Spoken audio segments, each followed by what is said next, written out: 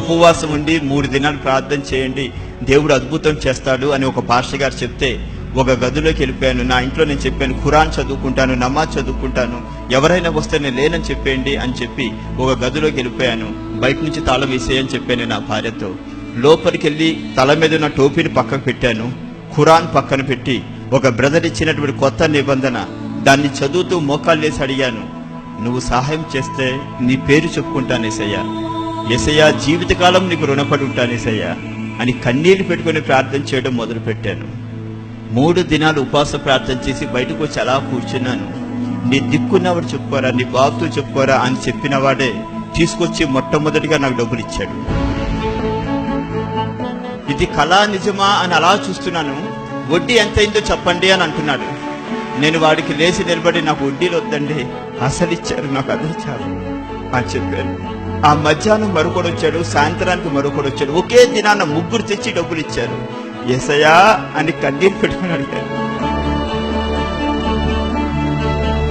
శ్రమల్లో మీకు తోడై ఉంటాను, మిమ్మల్ని విడువను ఎడబాయను, అనాథలుగా విడిచిపెట్టను అని చెప్పిన దేవుడు. కన్నీరు పెట్టుకొని ప్రార్థన చేస్తుంటే నా ఇంటికి అందరూ తీసుకొచ్చి డబ్బులు ఇవ్వడం మొదలు పెట్టారు. ఇంటింటికి వెళ్ళి చెయ్యి పట్టుకొని కన్నీరు పెట్టుకొని బతిమాలినా సరే ఒక్క రూపాయి ఇవ్వనివాడు ఇంట్లో మోకాలేసి యేసయ్యా అని చెయ్యి ఎత్తితే నా ఇంటికే డబ్బులు తీసుకొచ్చి ఇచ్చారు. ఆకాశంలో మబ్బు తొలగిపోయినట్టుగా కొన్ని దినాలకే యేసయ్య నా అప్పులన్నీ కూడా తీర్చాడు. మహిమ క్రీస్తుకి కలుగుని గాక.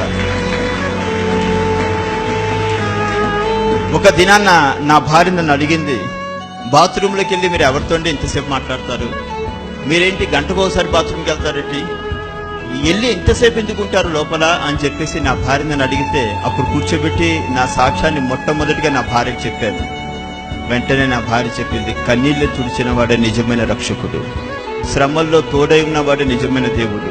చదివిన నమాజు మనకు సహాయం చేయలేదు, కానీ బాత్రూంలో ప్రార్థన చేస్తున్న ప్రభు ఇంత అద్భుతం చేస్తున్నాడు. బాత్రూంలో ఏంటంటే ఇంట్లోనే ప్రార్థన చేయండి, నేను కూడా ప్రార్థన చేస్తాను అని అంది. నేనును నా ఇంటి వారు యెహోవాను సేవించదము అని ప్రతి రాత్రి కూడా నేను, నా భార్య, నా పిల్లలు కూర్చొని ప్రార్థన చేయడం మొదలు పెట్టాము. పగలు ఎవరైనా నాకు క్రిస్టియన్స్ కనబడితే వాళ్ళ దగ్గరికి వెళ్ళి మీ సాక్ష్యం ఏంటి అని అడిగేవాడిని. వాళ్ళు సాక్ష్యం చెప్తే ఆ సాక్ష్యాన్ని రాత్రి నా భార్య, నా బిడ్డలు కూర్చోబెట్టి చెప్పేవాడిని. ఆ సాక్ష్యాలే నా భార్య, నా బిడ్డలు బలపడిపోయారు. నా భార్య చెప్పింది, మనం చర్చికి వెళ్దామండి అంది. నీ కుటుంబ సభ్యులు ఒప్పుకోరు కదా అని చెప్పేసి, వాళ్ళ కోసం కాదు, మన కోసం బతుకుదాం, మనం చర్చికి వెళ్దామండి అని. అప్పటి వరకు దొంగచాటుగా చర్చికి వెళ్తూ ఉండేవాడిని నేను. ఆ రోజు నుంచి నా భార్య, నా బిడ్డలు తీసుకుని చర్చికి వెళ్ళడం మొదలెట్టాము. ఆ విషయం తెలుసుకున్న ముస్లిమ్స్ మా ఇంటికి వచ్చి, ఎరా కలిసిపోయావా, దిగిపోయావా, తగిలించేసుకున్నావా, అమ్ముడిపోయావా అని అడగడానికి వచ్చారు. మా ఇంట్లో బియ్యం లేనప్పుడు ఏం తింటున్నావో అడగడానికి రాలేదు.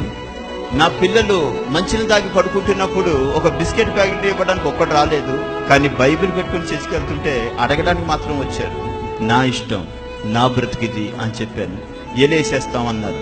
ఏలేయడం అంటే ఏంటి అని అడిగాను. ఏ ముస్లిము మీ ఇంటికి రారు అన్నారు. చాలా సంతోషం, నాకు అదే కావాలి అన్నాను. నువ్వు చనిపోతే కబర్స్థాన్లో చోటేమో, మీ అమ్మ చనిపోయినా కబర్స్థాన్లో చోటేమో అని చెప్పేసి అన్నారు. నేను వాళ్ళతో చెప్పాను, మీరు ఎవ్వరు రావద్దు దయచేసి, మేము చనిపోయినా రావద్దురా బాబు, నాకు అదే కావాలని. వీడు బరి తెగించేశాడు, వీడికి పిచ్చి బాగా ముదిరిపోయింది అన్నాడు. మన భక్తి వారికి వెర్రితనంగా ఉంటుంది. నన్ను కొట్టాలని చూశారు.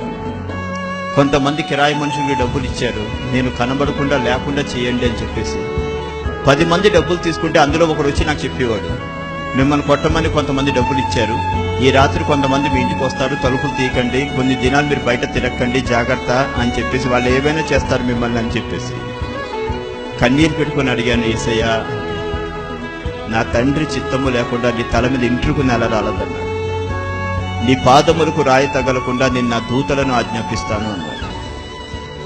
3 సార్లు పోలీస్ స్టేషన్లో కంప్లైంట్ ఇచ్చారు నా మీద. కానీ 3 సార్లు కూడా ప్రభు నన్ను తప్పించాడు, ఏ కేసు లేకుండా. శాశ్వతమైన ప్రేమతో నేను నిన్ను ప్రేమించుచున్నాను, విడవక నీ పట్ల కృప చూపించేదని చెప్పిన దేవుడు.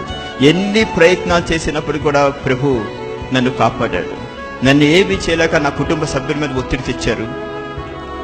మా అత్తగారు, మామయ్య గారు మాకు ఒక సొంత ఇల్లు ఇచ్చారు. ఆ ఇల్లు కూడా వెనక్కి తీసేసుకున్నారు వాళ్ళు.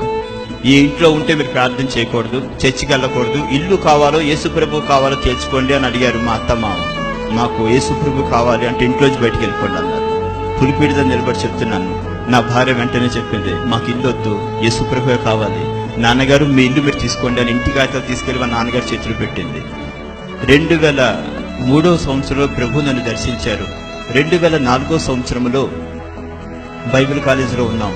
2005వ సంవత్సరంలో సంపూర్తిగా సేవకు సమర్పణ చేసుకున్నాను. దేవుడు దీవించాడు, ఆశీర్వదించాడు, ఆంధ్ర సరిహద్దులు దాటించాడు, ఇతర రాష్ట్రాల్లో వాడుకున్నాడు. నా పిల్లలిద్దరూ బైబిల్ కాలేజీలో ట్రైనింగ్ పొందుతున్నారు. నా పాప ఈ రోజున వాక్యం చెప్తుంది. స్త్రీల మధ్య నా పాపని దేవుడు వాడుకుంటున్నాడు. మా బాబు అయితే సండే స్కూల్ నడుపుతాడు, చిన్నపిల్లలకు వాడు వాక్యం చెప్తున్నాడు. ఇంతగా నేను ఆశీర్వదింపబడడానికి కారణం నా భార్య చేస్తున్న ప్రార్థన. ఈ 3 సంవత్సరాల్లో నా భార్య అయితే 5 సార్లు బైబిల్ పూర్తి చేసింది.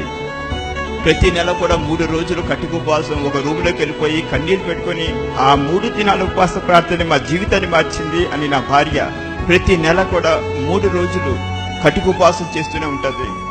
సుమారు రోజుకి 7 సార్లైనా మోకాళ్ళు వేసి ప్రార్థన చేస్తుంది. ఆమె చేస్తున్న ప్రార్థనే దేవుడు నన్ను